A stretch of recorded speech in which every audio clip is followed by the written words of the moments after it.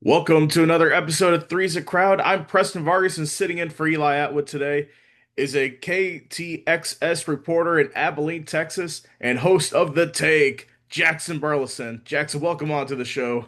Hey, thanks for having me on, Preston. Before we get started, don't forget to like this video and subscribe to the channel. Also put a link to Jackson's channel in the description below.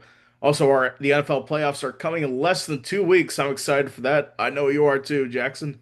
Oh yeah. Don't forget to join our bracket challenge group. Link is in the description below.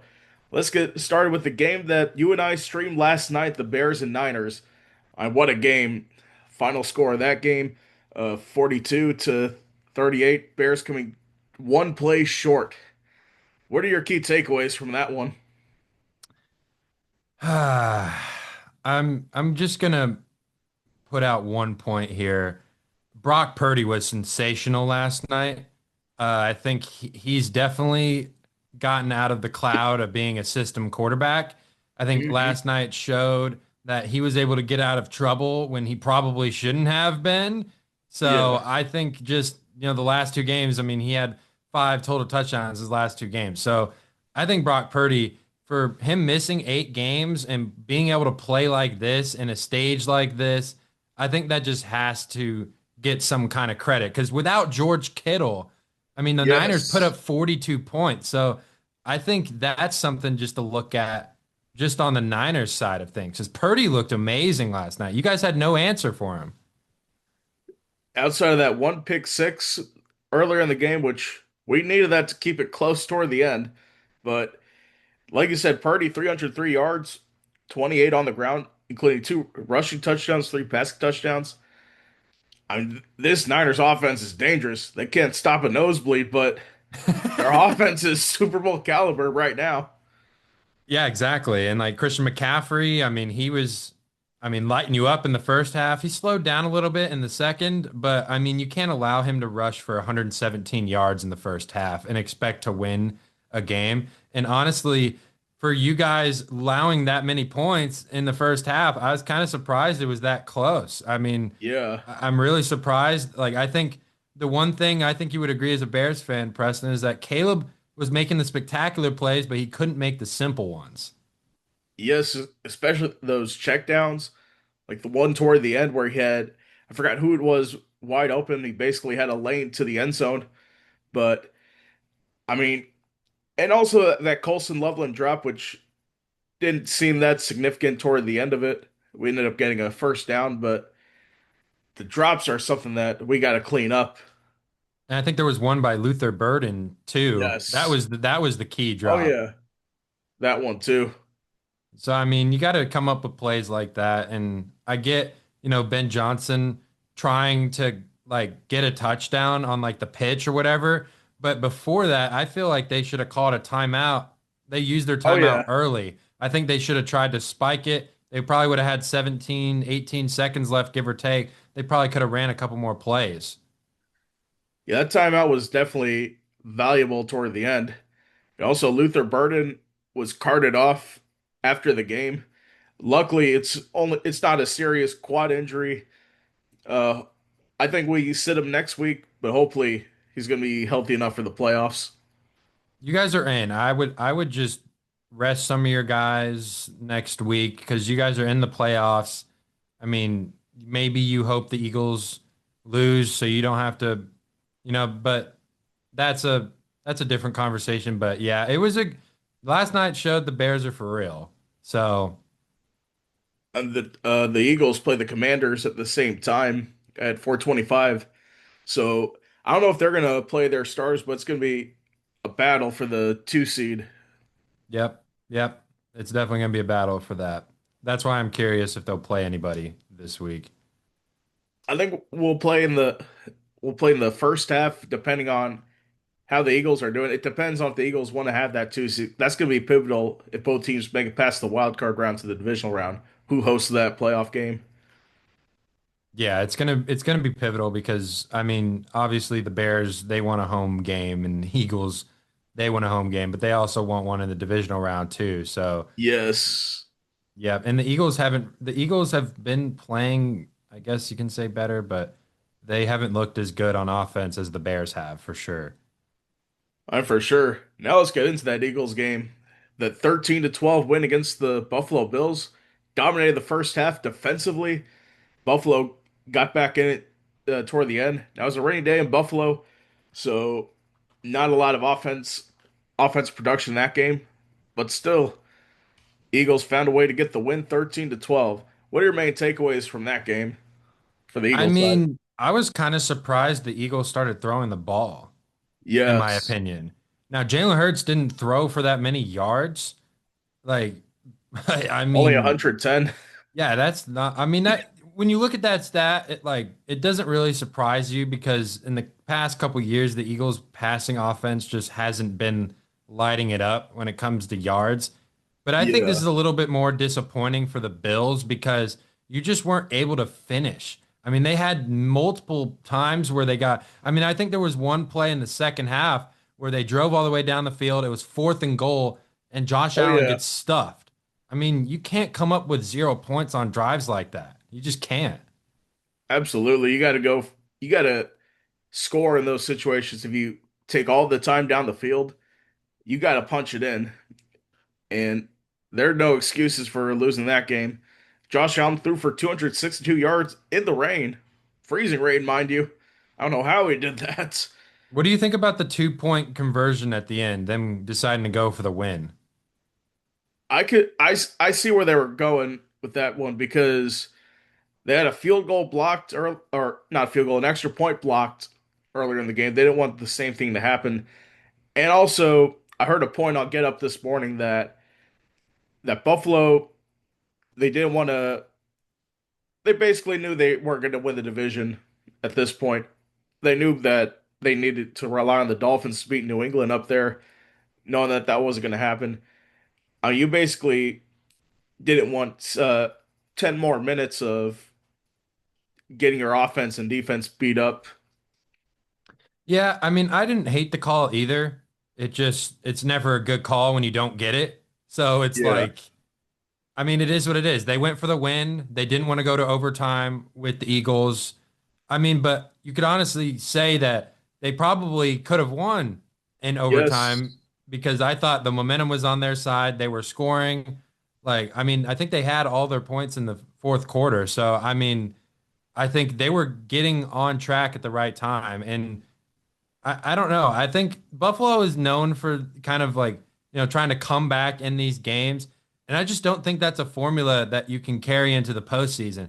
And what worries me the most is that Buffalo, like their defense played well, but like, I mean, you can go back to that Bengals game early in the year Hmm. and their defense didn't look good. So, I mean, we've seen moments where their defense has gotten light up. Now, granted, they only allowed 13 points, but I mean, you were at home for this game. I mean, you got to take games like this where you know the Yes. weather's going to be bad, but also you got to give Philadelphia a little bit of credit. I mean, their defense is improving week by week and they're figuring out how to win. I mean, you like it or not, they're the Super Bowl champs. It may not be flashy, but do you Yeah. need to be flashy to win a Super Bowl? No. So as No, long as you can figure out how to win in the trenches, you can win it all. And the Eagles have been doing that recently. for sure. I mean, I think the Eagles have momentum now going into the playoffs. They've won their last three games now. You got the Commanders, who are basically a sorry bunch from what they were last year. But we'll see what happens there. If they, like I said, if they rest their starters, I don't know. Yeah, I don't know if they do or not. And let's move on to the big game of the 1 o'clock window that everyone was talking about. Steelers and Browns. Now, obviously, the big storyline here was Myles Garrett, one sack away. He didn't get it against Aaron Rodgers and the Steelers. But Aaron Rodgers and the Steelers had a chance to put it away, put the division away yesterday, but ended up losing 13-6. And these are games you cannot lose if you want to make a statement and win the division. And thank you, DK Metcalf. Yes. You can blame DK Metcalf. Imagine paying DK Metcalf. I mean, the Steelers just gave him a massive contract this offseason. And then you need him for these last two games, and he's unavailable because he Yes. decides to punch a fan. So, Yeah, you can thank DK Metcalf for this because I guarantee you this. When the Steelers went into this game without DK Metcalf against a Browns defense who is really good, Yeah. I bet you Mike Tomlin is like freaking out because he doesn't have Hmm. his best weapon. And Aaron Rodgers doesn't have his best weapon. That goes, that's so overlooked. You have to have DK Metcalf because without DK Metcalf, who are the Steelers' weapons? I Yeah. mean, you're Adam really gonna say, Thielen? Austin, really? There, Scotty Miller, really? Come on, those are your best weapons. And Jalen Warren's a good running back, but I mean, come on, like DK is the best weapon on that offense, and you didn't have him. That's why they lost that game because you saw their offense was horrible. They couldn't Yes. move the ball and they couldn't score touchdowns. So that was the story of that game for me. I heard a joke that the Browns and Ravens should give the game ball to the guy that got punched by DK Metcalf. They should. They Basically, should. it could put Baltimore in the playoffs. And I said this 2 weeks ago on my show when DK got suspended. I said, look, this could be the Steelers' season right here. I mean, Yes. they came off a huge win against the Lions. And then with DK getting suspended, poof, your momentum's gone just like that. I mean, there's no excuse for losing to a 3-12 team on the road, even I though it's a mean, divisional opponent.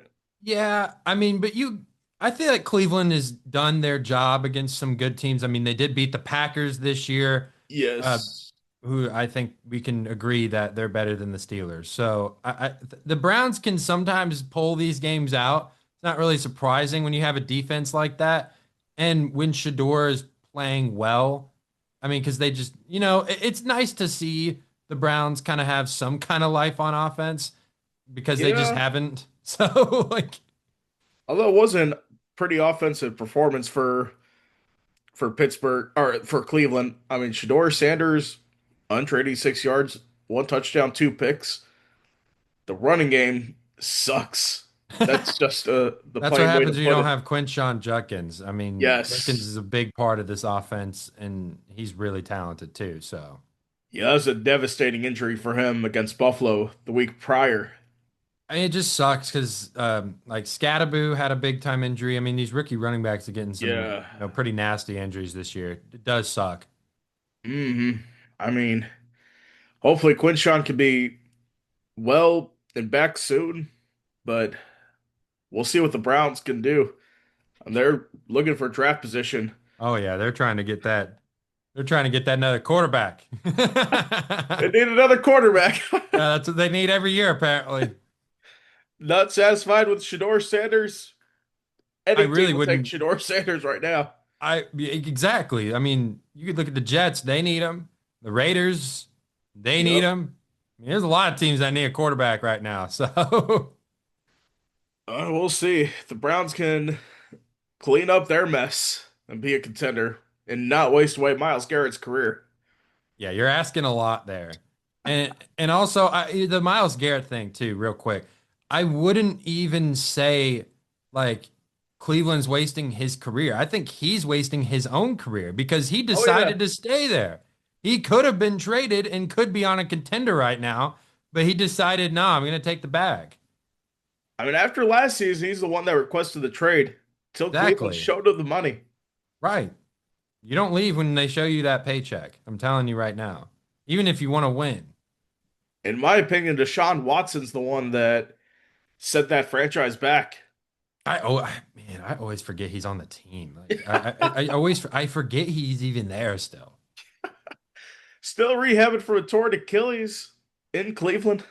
Yeah, that's not good. Yeah. Now we'll move on to the Christmas Day action from the NFL and NBA. Some notable results. Your Cowboys gained the win at Washington 30 to 23. Detroit Yep. eliminated from the playoffs, losing to Max Brosmer. Yeah, that was a shocker. Then the Denver Broncos putting the Chiefs out of their misery, winning 20 to 13. On the NBA side, the Spurs proving that they're OKC's daddy. Oh yeah. Yeah, they are. Three times in one season, and it's not even January yet. I mean, Yup. come on. LeBron losing to the Rockets, and then Anthony Edwards having a good game, getting into the overtime, then getting ejected against the Nuggets. Yeah, I remember I saw that.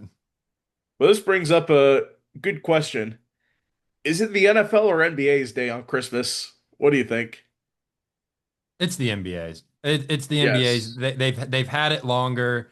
I haven't growing up as a kid, I just never really knew the NFL is like, oh, it's NFL on Christmas Day. Every Christmas Day before the NFL started to, publicize it and promote it a little bit more, I was always on the couch on Christmas Day watching the NBA. Always. Now this Hmm. year is a little bit different. I was kind of watching both. Last couple years it's been like that. I've been watching both, but I mean it's the NBA's day. I mean they started Christmas Day games in 1947.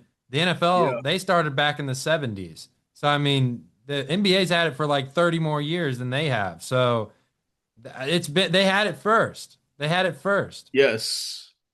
Also, let's not forget the NFL always avoided playing on Christmas as much as possible until fairly recently.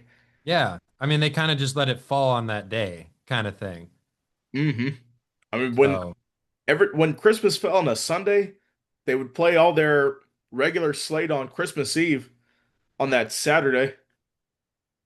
And that's the thing. And I feel like also this year, the NFL game slate was just awful for Christmas Yes. Day. I mean, there was really only one good game, and it was the Vikings and Lions. But even that game was like, no one really expected that game to be as good as it was, especially without JJ McCarthy. So, I mean, The problem with the Christmas Day games was every game had a team eliminated from the playoffs, and in five of the six teams made the playoffs last year. That's the thing. You you can't think you really. should flex those games? Maybe. I don't think they can flex them because of the way the schedule works with Mm. those. It's kind of backfired on them. Also, the thing about the Christmas games for NBA and NFL, those Christmas games were on streaming, while the NBA games were on ESPN and ABC. Right. So I watch more NBA because I didn't want to flip over to Netflix and watch. That's the So thing that people were complaining about with the NFL this week in general, because I think the Packers and Ravens game was on Peacock. yeah. So, I mean, there's a lot of streaming services to go to for the NFL right now, and you got to have YouTube TV if you want Sunday ticket. And Hmm. luckily I have it. But yeah, the NBA, I mean, they've got an easier access point, I guess. But I mean, I would probably say it's just been the NBA's day for so long, and and whenever the NFL took over, it was like, oh, like, this is the NBA's day. I know a lot of people were coming Yeah. out and saying that. So, I mean, it's more iconic, in my opinion, NBA Christmas Day. I know some people prefer the NFL over the NBA, just in general as a sport, Hmm. but it's been the NBA's day. I don't know if you heard Charles Barkley on Inside the NBA before the first game. He said, "Christmas Day has always been our day until Roger Goodell started getting greedy and playing on Christmas." Exactly. I mean, it's a business. Like the Yeah. NFL knows why they're playing on Christmas Day is because they want the eyeballs.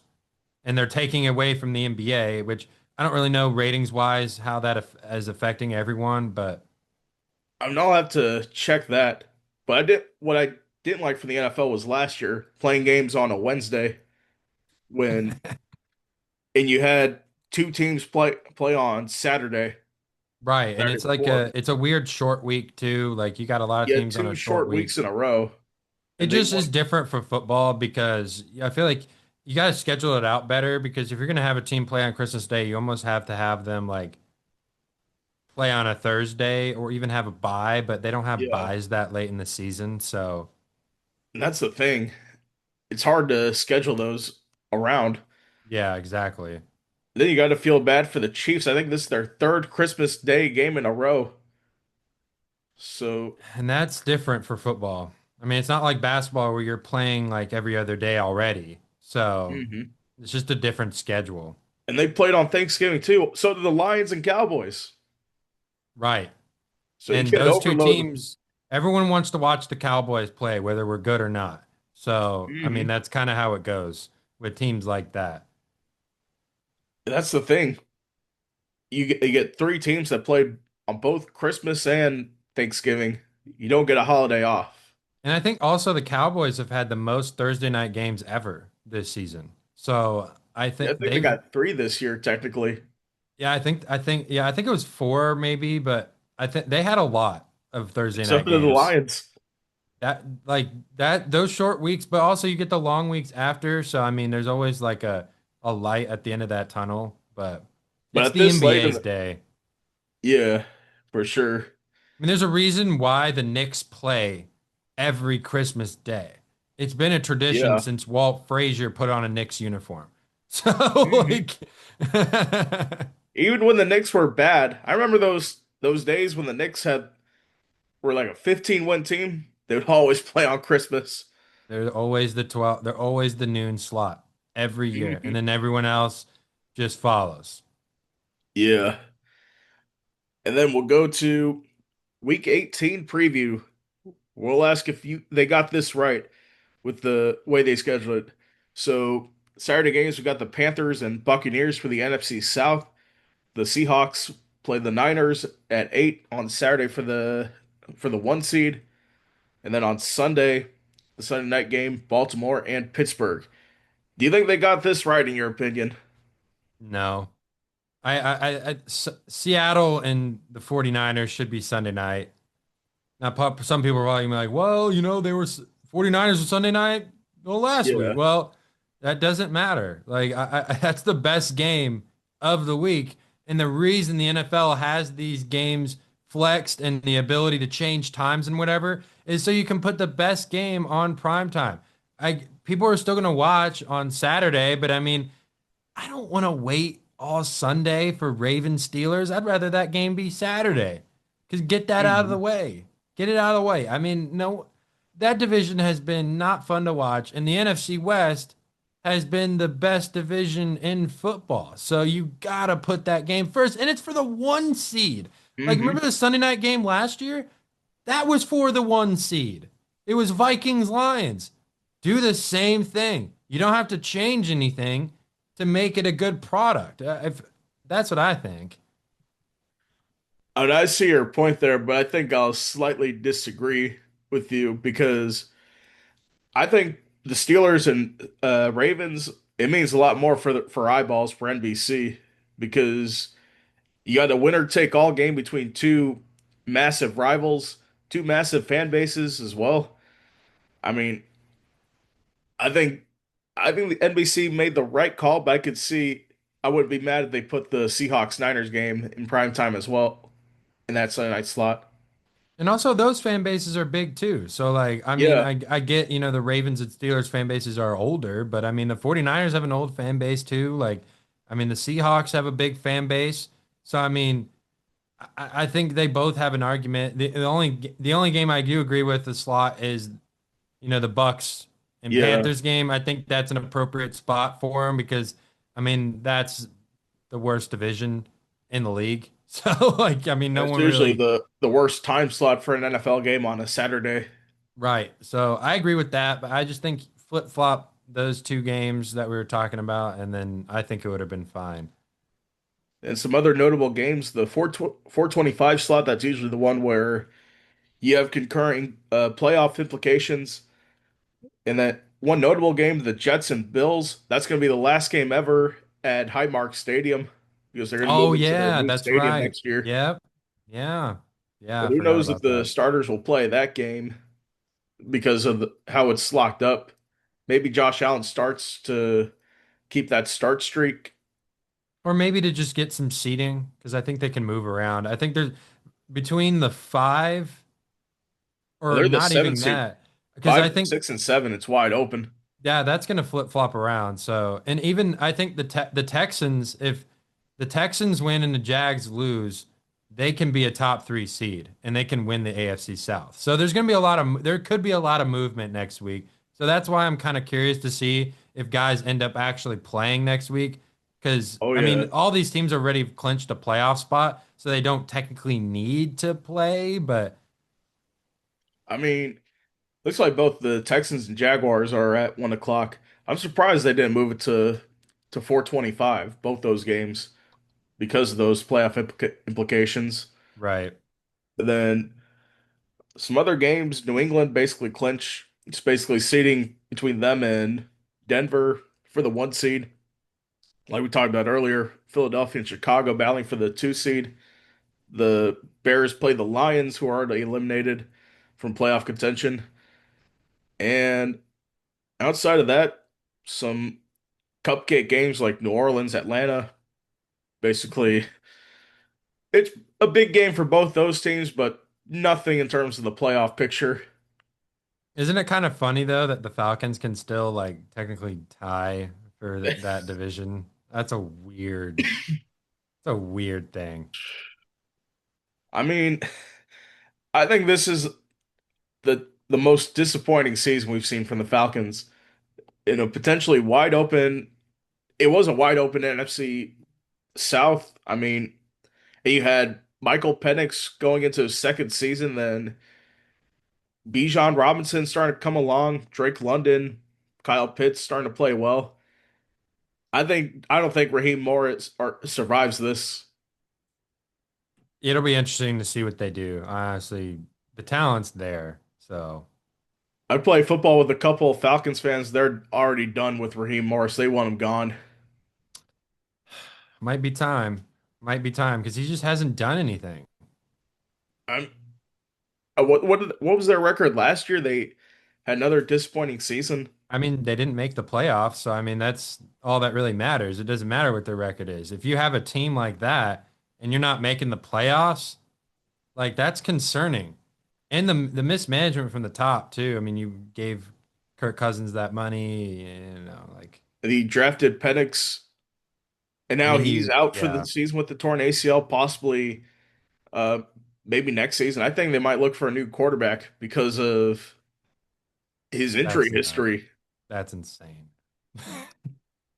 But I'll get to our other headlines. We'll start with Kyle Whittingham, hired by Michigan as their head coach. What do you think about that? Is that a good hire? He's a winner.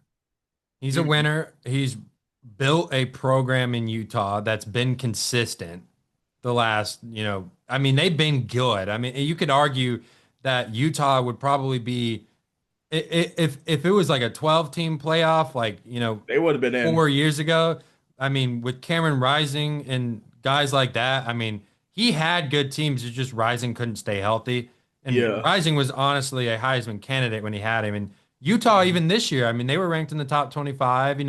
They lost to Texas Tech, but I mean, that's a good team to lose to. Yeah. So, I mean, they didn't really have, I think he's a good hire. I think just Michigan in general is just a messy program right now. I mean, I feel like Harbaugh kind of left them in a weird Yeah. way, and then That whole every Sherrod Moore uh situation that just got ugly. it got ugly fast. Like, I mean, the dude just crashed out. Simple as that. Dude crashed out, and simple as that. But I don't know. I mean, if you're Kyle Whittington, how do you feel about like coming into a program with this much heat? Yeah. I mean, I'm gonna say it's not a good hire only because he had one foot in the retirement door when he stepped down as Utah coach. But as you know, Preston, money talks, and especially if you're Yes. going to go to a program like Michigan, where if you do win a national title, like you're kind of like there with one of the greatest coaches ever. I mean, you're in that conversation, even if you just win one. I feel like so. I mean, Michigan needs a guy like that just to kind of change everything. But I mean, I don't know. I mean, they were good this year too. I mean, they weren't a bad team. I mean, they were Yeah. ranked like around top 20-ish. So it'll be interesting to see how Michigan bounces back because I just don't know how they do bounce back. It's just going to be difficult. Yeah, for sure. And then the Raiders, they basically tanked they now have an 80% chance to get the number one pick. They sat Max Crosby according to reports that he wasn't happy about sitting out and getting put on IR. Do they trade Max Crosby this offseason? They won't. We've been Uh, saying that we said this last offseason, and they gave him the money. He's not going nowhere. Max Crosby is going to be a Raider for the rest of his career. I don't see him playing anywhere else. He's like Myles Garrett. He's yeah. not going to go anywhere. He's a great pass rusher, but he's not leaving. No, I don't think so either. I mean, he wants to be a Raider for life, and credit to him, wanting to be a Raider for life in that terrible organization. It's just like, and then the Raiders are just, I don't even know. I mean, they've been a disaster. I think the Pete Carroll experiment They backfired big time. So they should not have hired Pete Carroll. I I think mean, a lot he's of people were mixed about that fire. I mean, about that hire, anyways. I think a lot of people didn't really know how to feel. A lot of people didn't like it. I actually thought it would work, but it you just had didn't. Geno Smith, who you had some success with in Seattle, but Geno just fell off a cliff. Yeah, he did. And they can and Genty kind of, struggled this year, but I mean that offensive line is just terrible. So I mean there's a lot of problems with the Raiders and Max is not one of them. So I think Yeah, he can be resting and being like, "Yep, I'm the best player on the Raiders." There's no doubt about that. and the Raiders have more problems than they can count, to be honest. I mean, who has more issues, the Raiders or the Jets? That's a good question. I would have to say the Jets. They, I don't know what happened with Aaron Glenn this season. And that's also another, I mean, do you think Pete Carroll will get fired? I think they'll move on from him because I mean he's in his 70s and he's not getting any younger. You got to get a younger voice in there. Even though he can relate to younger people, there's comes a time, unfortunately. Yeah. And the sitting out thing too. I mean, apparently he was playing through an injury most of the Yeah, season though, from what I read. So and kind of credit to him for surprised. doing that. Yeah, I mean, but does that really benefit you long term? No. I mean, Uh, and you're not winning games anyway, so that probably wasn't really that smart, in my opinion. Because now he's gonna miss OTAs, he's gonna miss mini camp, could mhm. miss some of training camp. I don't know how much, but could miss some of that. We just hope the Raiders can build around him. I mean, it's possible to go from worst to first. I mean, we've seen it from Carolina basically after that whole second year Bryce Young debacle. It's possible. I We'll guess. see. And then Russell Westbrook passes Magic Johnson for seventh all time in assists. Westbrook languishing on the sorry Sacramento Kings right now. I mean, where does Russell Westbrook rank as one of the best players of all time?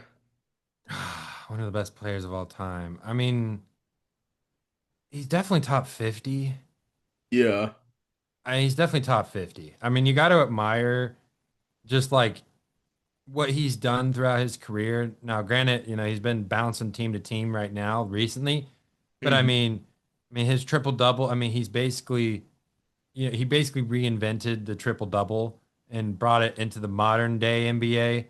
Yeah. So, I mean, I feel like he's just a great player, and to see him hooping and still, getting these numbers. I mean, the game he did it against. I mean, it was against the Mavericks, and he put up some great stats, and he was shooting the ball well. And I mean, I like this. I love Russell Westbrook. I hate the hate he gets just because of, he can't really shoot the ball that well. But I mean, he's a great player, one of the greatest point guards of all time.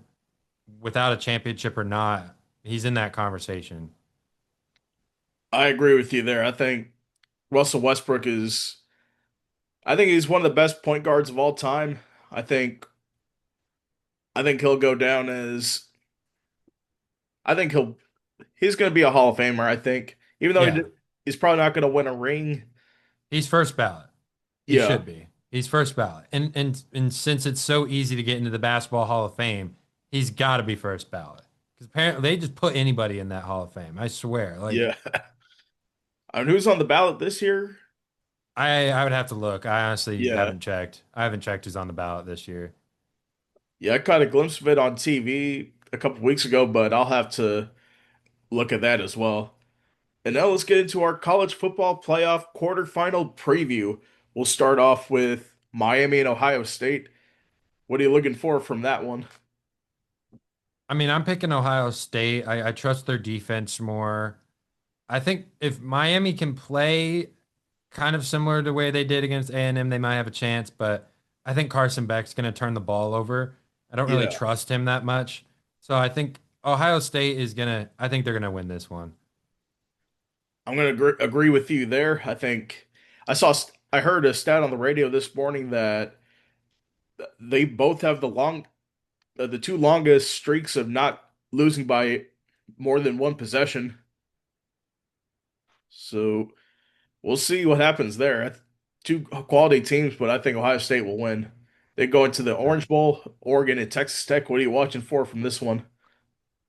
I'm curious to see how Oregon can run the ball against the best rushing defense in college football.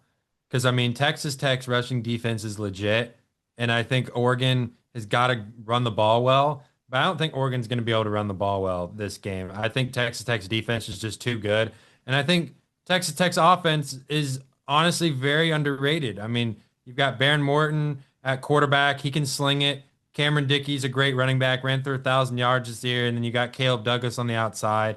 And then Jacob Rodriguez is on the other side on defense, best defensive player in college football. I just think Texas Tech is a little bit more talented than Oregon. And Oregon's defense, there, I think there's a lot of question marks with Hmm. that on how they can handle a team like Texas Tech. I know Texas Tech is not favored in this game, but I'm going with Texas Tech, bro. For me, what I'm watching for is can Dante Moore lift them over the top? And I think if he can do that against that Texas Tech defense. I think they win because Texas Tech. I don't think they've beaten anyone outside the Big 12 this season. Correct me if I'm wrong. I'll have to check the schedule. Yeah, But yes. I mean, I get the strength of schedule aspect of it, but also, I mean, you got to look at like what they did to those teams. I mean, the only yeah. team they really lost to was Arizona State, and Arizona State's still really talented. Hmm. So, I mean, and that was kind of an anomaly loss, but everyone else they blew out. I mean, they blew out Yeah. BYU twice. Like it wasn't even close. Both of those games against BYU weren't even close. I mean, they averaged like 40 points a game, 41 points a game this year. So, I mean, granted, the schedule's not as good as like Oregon's maybe, but I mean, you look at that Penn State game against Oregon Yeah. early in the year. I mean, they went into multiple overtimes with a team who ended up firing their coach and just went through this whole rabbit hole of not being good. So, I think there's also an argument there too. But then that was a different Penn State team And from. they also allowed 34 to JMU. They allowed JMU to score 34 points on their home field. But let's not forget after they pulled their starters, they allowed most of those points. I mean, I guess, but I don't know. I just haven't really been that impressed with Dante Moore. I don't think he's gonna do well against Texas Tech's defense. Now he could totally go out there and prove me wrong, but I don't see it. I mean, I could see. I think this game will be a close one for sure. This is the best like quarterfinal game, in my opinion, that we have. I think this is I probably the agree. most 50-50 game we have. But also at the same time, I think Texas Tech could honestly blow them out. Like seriously, I really do. I mean, I wouldn't count on Oregon for blowing out teams. They've blown out a couple teams this season outside of Iowa, and most of their wins against Big Ten opponents, they've basically blown them out, except on the road at Penn State and that lost to Indiana. Yeah, and that lost to Indiana is not bad. So I mean, that's the best team in the country. And this is a perfect transition. Indiana at Alabama, or versus Alabama in the Rose Bowl. What are you looking for in that one? I just, I mean, Alabama is good. Yes. Alabama played well against Oklahoma. Now, granted, they started off like down like 17-0 in that game, but I mean, they picked it up. Alabama is talented. I think Alabama's defense has to show up. I mean, Indiana's defense is really good. I don't know Hmm. how Ty Simpson does because we saw him struggle against Georgia in the SEC title game, and I feel like Georgia's defense is not nearly as good as Indiana's. Indiana's, I mean, it's like Ohio State, Indiana when it comes to the best Yeah. defenses in the country. So I think it's just going to come down to Indiana's defense. And then if Mendoza can just like manage the game, I think Yes. they'll be okay. They don't need to put up a crazy amount of points, but if Alabama can score, I think they can have a chance. I think this is a weird game. I think this is going to be a closer game than people may think. But I'm going to go Indiana.